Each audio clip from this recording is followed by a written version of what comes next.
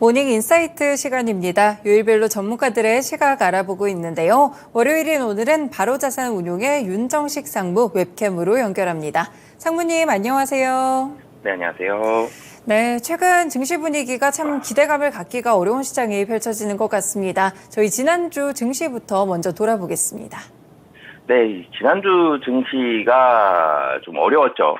최근에 좀 전에 말씀 주신 대로 이 증시가 기대감을 갖기 어려운 증시다라고 말씀을 주셨는데, 이 지지부진하게 좀 흘러내리는 게 지금 몇 주째 지속이 되고 있었고, 지난주 같은 경우도 미리 예상을 할 때 큰 폭으로 뭐 상승하기는 좀 힘들 것이다.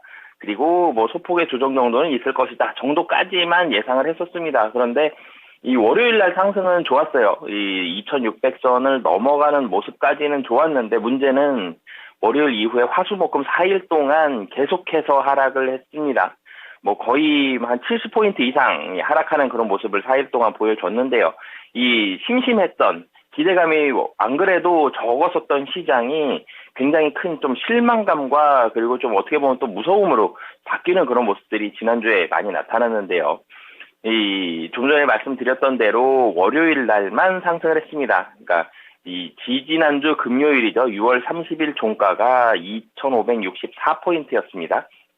2,500선 정도를 살짝 찍고 올라가는 모습이 있었고, 그리고 2,564포인트였는데 7월 3일 월요일 날 38포인트 굉장히 많이 상승을 했죠. 38포인트나 상승을 하면서 2,600선을 넘어가는, 코스피 기준으로 2,600선을 넘어가는 굉장히 좋은 모습을 보여줬습니다. 그래서 다시 한번 상승에 대한 기대감을 좀 갖게 했는데, 문제는 화요일부터 계속적으로 흘러내렸습니다.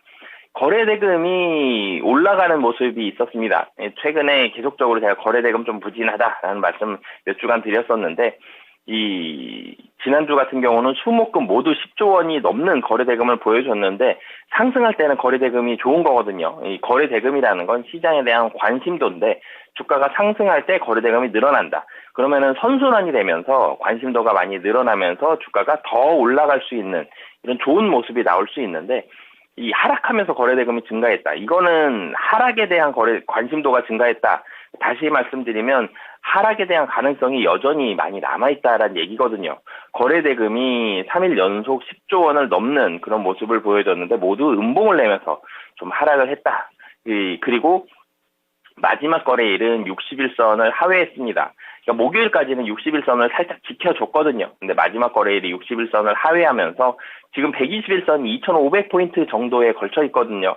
추가적인 하락도 충분히 좀 나타날 수 있는 상황이다.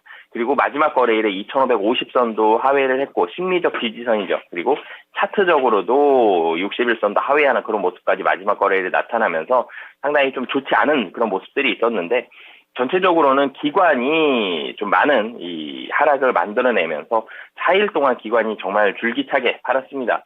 4일 동안 거의 2조 원에 가까운 금액을 현물에서만 이 매도를 하는 그런 모습을 보여줬는데요. 외국인과 기관 모두 다 매도세지만 기관의 매도가 굉장히 좀 강했다라는 게 첫 번째 특징이고요. 또 한 가지는 금융투자 그리고 투신 그리고 사모펀드까지 이 매도세가 모두 다 좀 이 강화가 됐다라는 점. 그리고 이 미국에 대한 금리 인상 우려감은 계속 있었습니다. 이 미국 경제 지표가 좋게 나와도 금리를 더 올릴 수 있겠구나. 뭐 2번 혹은 3번까지도 가능할 수 있겠구나라는 이런 우려감들. 경제 지표 안 좋게 나오면 또 안 좋다고 떨어졌죠. 굉장히 지난주 같은 경우는 좋지 않은 쪽으로만 계속 반영을 했고, 특히 국내 증시 같은 경우는 그동안 시장이 움직일 때는 외국인이 많이 사거나 외국인이 많이 팔거나 이런 모습 속에 조금 더 제가 포커스를 많이 말씀을 드렸는데, 이번 주 같은 경우는 기관이 시장의 하락을 주도했습니다. 그 하락에 국내에서는 뭐 GS건설 사태라든지 아니면 새마을금고, 이 새마을금고가 뭐 결론적으로는 괜찮겠습니다만 많은 우려감들을 이 국민들이 가지고 있죠. 이 우려감을 끝내야 되기 때문에 새마을금고 자체적으로 굉장히 많은 현금을 마련을 하고 있습니다.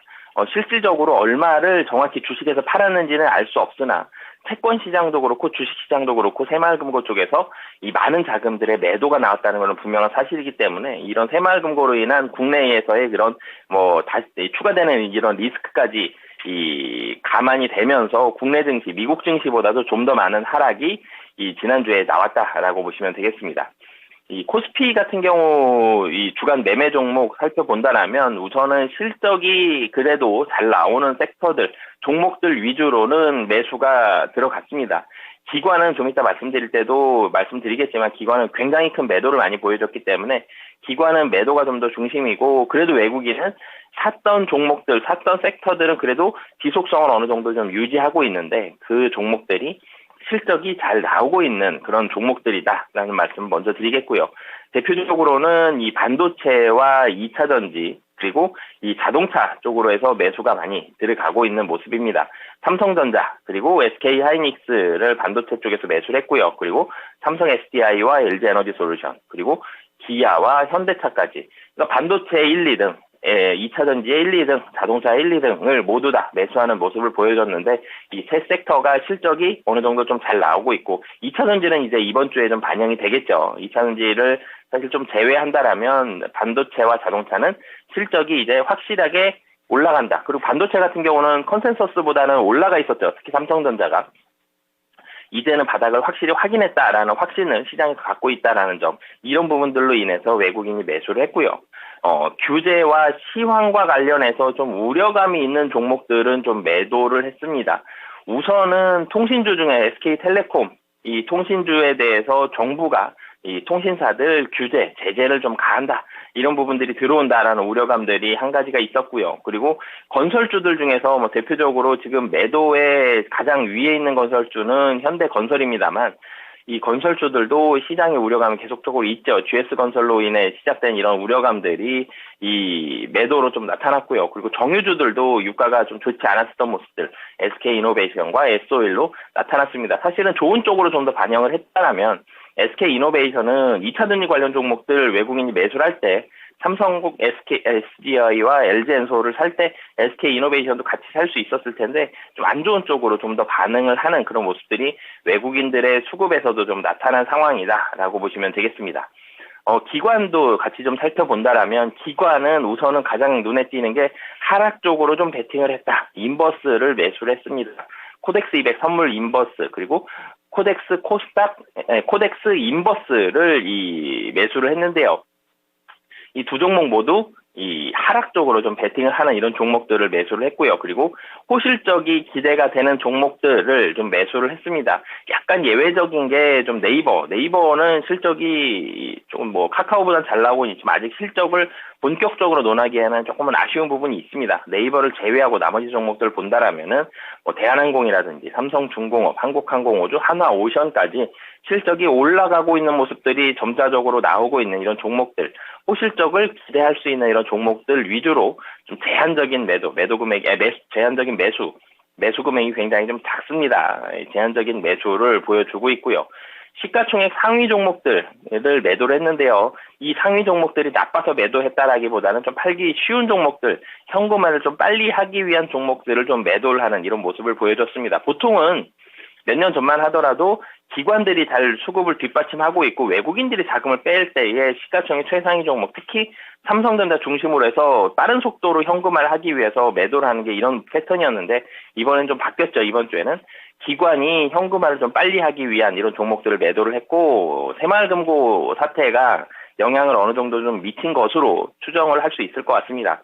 이 시가총액 상위 종목 삼성전자, LG 에너지 솔루션, SK 하이닉스 시가총액 최상위 종목들 모두 매도를 했고요. 그리고 은행주들, 신한지주, 하나금융지주, 은행주들도 이번 주 금요일에 실적이 발표가 되는데 우려감들이 계속 있죠. 그리고 상승주도 매도를 했습니다. 상승에 대한 이 베팅을 하는 코덱스 레버리지 그리고 코덱스 코스닥 150 선물까지 이런 종목들도 매도를 했기 때문에 전체적으로는 좀 하방 쪽으로 이 기관 같은 경우는 많이 이 방향을 잡고 있고 현금화를 좀 빨리 하기 위한 이런 매도가 이번에 좀 나왔다라고 보시면 되겠습니다. 네, 그리고 코스닥으로 가서 보면 코스닥은 사실 특징이 코스피보다는 훨씬 좀 덜 합니다.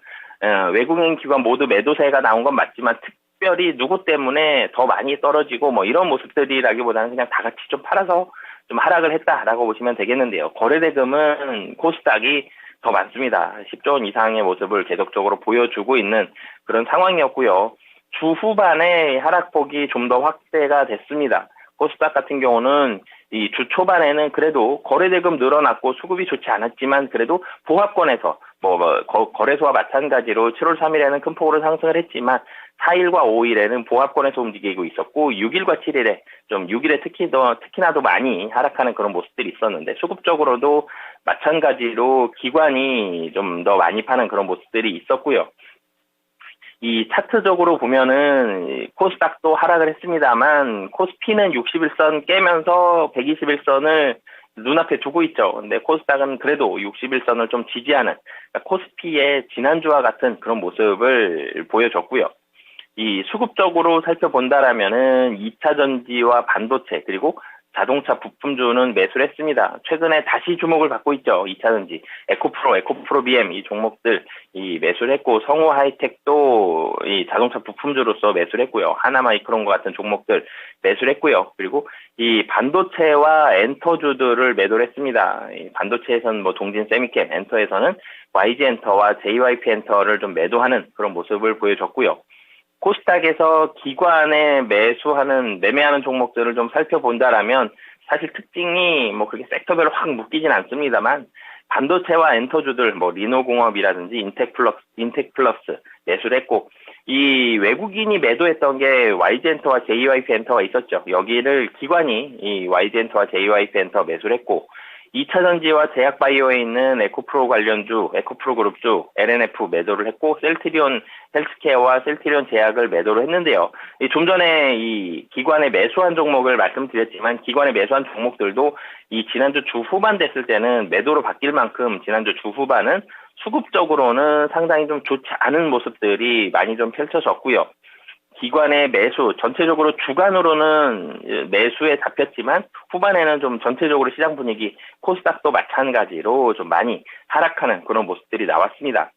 미국 증시도 같이 해서 좀 말씀을 드리면 7월 이후에 금리 인상에 대한 우려감들 계속적으로 나오고 있습니다. 우선 7월에 한국은행 금융통화위원회는 이번 주에 동결할 가능성이 높지만 미국 같은 경우는 7월에 금리 인상할 확률이 훨씬 높죠. 미국 금리 인상 이후에 한국은행 금융통화위원회 추가적인 금리 인상 가능성은 미국의 추가 금리 인상을 보고 결정을 해야 되는데 어찌됐든 미국은 이 금리 인상에 대한 우려감들 계속적으로 나오고 있습니다. 그리고 제가 all news is bad news라고 표현을 했는데 보통 good news is good news냐, good news is bad news냐, bad news is good news냐 이렇게 그러니까 좋은 뉴스가 나왔을 때 어떻게 반응하는지, 나쁜 뉴스가 나왔을 때 어떻게 반응하는지 이런 모습들을 시장이 긍정적일 때는 bad news is good news입니다. 시장이 좋지 않을 때는 good news is bad news인데 사실 good news is bad news보다 더 안 좋은 상황이었죠. 경제 지표가 좋게 나오면 금리 인상 우려감이 커졌다. 그래서 시장이 조정받았고요. 지난주 같은 경우. 그리고 경제 지표가 안 좋았다. 그러면은 경제가 안 좋으니까 주식이 또 하락하는 그런 모습들이 있었습니다. 이렇게든 저렇게든 이 둘 다 하락하는 그런 모습들이 나오면서 정말 미국 시장, 국내 시장만큼 주 후반에 큰 폭으로 하락하진 않았지만 어찌됐든 계속적으로 흘러내리는 악재에 계속적으로 반응하는 좋지 않은 시장의 모습은 계속 펼쳐졌고요. 그리고 연준위원들이 여기에 단단히 한몫을 했습니다. 연준위원들의 이런 매파적인 발언들, 금리 인상 계속해야 된다, 물가 아직 안 잡혔다 이런 발언들이 계속적으로 나오면서 미국 시장의 분위기를 한층 더 좋지 않게 만들었다라고 보시면 되겠습니다. 네, 이렇게 하반기에 한 주가 좀 지났는데요. 확실히 6월과는 다른 분위기가 펼쳐지는 것 같습니다. 코스피와 코스닥 흐름도 좀 벌어지고 있는 것 같고 수급적인 흐름들까지 함께 분석 도와드렸는데요. 그러면 이번 주에 있는 주요 일정들 어떤 것들이 있을까요? 네, 이번 주도 역시 좀 경제 지표에 포커스를 맞춰야 되는데 지난주와 같은 분위기가 오늘 사실 좀 반전시키지 못한다라면은 한 번 더 이어질 가능성이 있습니다. 경제 지표 좋게 나오면 하락할 가능성이 좀 있다라는 점, 이런 부분들을 염두를 해두셨으면 좋겠고요. 우선 월요일 같은 경우는 중국입니다. 6월 생산자 물가지수와 소비자 물가지수가 있는데 중국이 계속 안 좋죠. 지금 경제 지표가 계속 안 좋게 나오고 있습니다. 중국 경제가 상당히 좀 어렵다라는 점들이 있는데 우선 생산자 물가지수는 이전이 4.6 하락이었습니다. 근데 이번에도 어떻게 나올지, 소비자 물가지수는 어느 정도 보합권에서 움직이고 있는데 중국의 물가가 어떻게 되는지, 그리고 그 이후에 나오는 여러 가지 이 언급들을 같이 좀 살펴보셨으면 좋겠고요. 월요일은 중국이 제일 중요합니다. 미국 5월 도매 재고가 나오지만 중국이 가장 중요하다라는 점, 그리고 화요일 같은 경우는 독일의 6월 소비자 물가 지수와 미국의 6월 NFIB 소기업 낙관 지수가 있는데 월요일보다는 무게중심이 좀 떨어지고요. 수요일에 굉장히 중요한 경제지표 나옵니다. 미국 CPI 6월 소비자 물가 지수가 나오는데요. 이 예상 헤드라인 물가 지수가 YOY가 3.1이고요. MOM이 0.2입니다. 근원 물가 지수가 5.0이거든요. 이 헤드라인을 얼마나 벗어날지를 판단을 해봐야 되는데 사실은 지금 상황에서는 물가 지수가 도려 이 컨센서스를 많이 넘기보다는 아래로 넘지 못하고 차라리 떨어지는 게 낫습니다. 지금 넘어간다라면 금리 인상 굉장히 강한 코멘트로 금리 인상에 대한 우려감들이 나올 가능성이 높다라는 점을 수요일 날 꼭 염두를 해두셨으면 좋겠고요. 연준의 베이지북도 공개가 되면서 연준 위원들의 발언들 어떤 분위기였는지 다시 한번 살펴볼 수 있고요. 목요일에는 이제 한국도 중요합니다. 한국은행의 금융통화위원회. 분명히 매파적인 건 맞지만 이번 주에도 동결할 가능성이 상당히 좀 높고요. 미국의 6월 생산자 물가지수 그리고 중국의 6월 수출입 동향이 발표가 되고요. 금요일 날도 살펴본다라면 미국의 역시 6월 수출입 물가지수와 7월 미시간대 소비자 심리지수가 있고 그리고 마지막으로는 은행주에 대한 실적이 있습니다. JP모건, 웰스파고 그리고 CT 같은 경우 이 은행주들에 대한 실적이 나오는데 은행주들 실적이 좋지 않다라면 여전히 경기 우려감들 나올 수 있다라는 점. 그래서 이 가장 중요한 거는 수요일 날 이 미국의 CPI고요. 그리고 그 다음이 월요일 날 중국의 6월 생산자 소비자 물가 지수 그리고 마지막이 금요일 날 은행주 실적까지 이 염두를 해 두시면서 보시면 좋을 것 같습니다. 네, 인플레이션 지표가 포함된 또 한 주입니다. 발표 이후의 흐름들까지 함께 체크해 두시면 좋을 것 같습니다. 네, 상무님 마지막으로 이번 주 전략 국내 증시와 미증시 둘 다 알려주세요.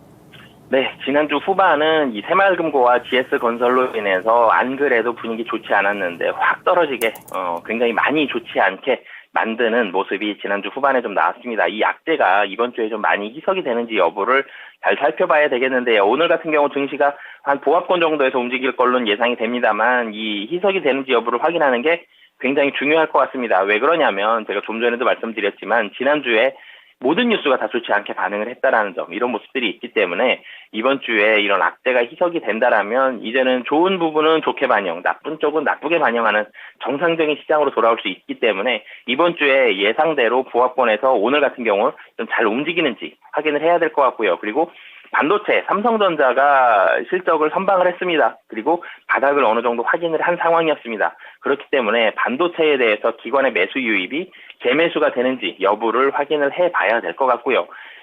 그리고 만약에 한 번 더 출렁인다라면 121선 약 2,500포인트까지는 하락을 했다 갈 수 있지만 2,500포인트가 깨질 가능성은 매우 낮다라는 점. 그러니까 2,500포인트 가면 반등에 대한 2,500포인트를 지지하고 반등 가능성이 매우 좀 높아 보입니다. 여기에서는 기관과 외국인 모두 저가 매수가 들어올 가능성이 상당히 높다라는 걸 이번 주에 염두를 해 두셨으면 좋겠고요.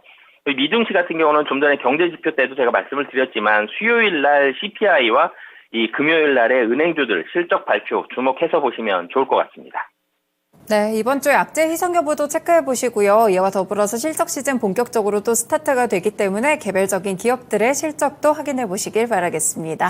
상무님 오늘 말씀 고맙습니다. 네, 감사합니다. 네, 이렇게 모닝 인사이트 시간 바로자산운용의 윤정식 상무의 의견을 함께 들어봤습니다. 네, 이번 주는 또 일주일 정도 장맛비가 좀 이어진다고 합니다. 특히나 주 후반으로 갈수록 좀 퍼붓는 양상의 그런 장맛비가 나온다고 하니까요. 침수나 홍수 피해도 함께 조심하시길 바라겠습니다. 지금까지 다양한 투자 판단에 도움이 되는 말씀들 전해드렸는데요. 특정 종목의 상승과 하락을 보장하지는 않습니다. 모닝쇼 여기서 마치겠습니다. 이번 주의 시작입니다. 월요일 성공 투자하시길 바라겠습니다. 고맙습니다.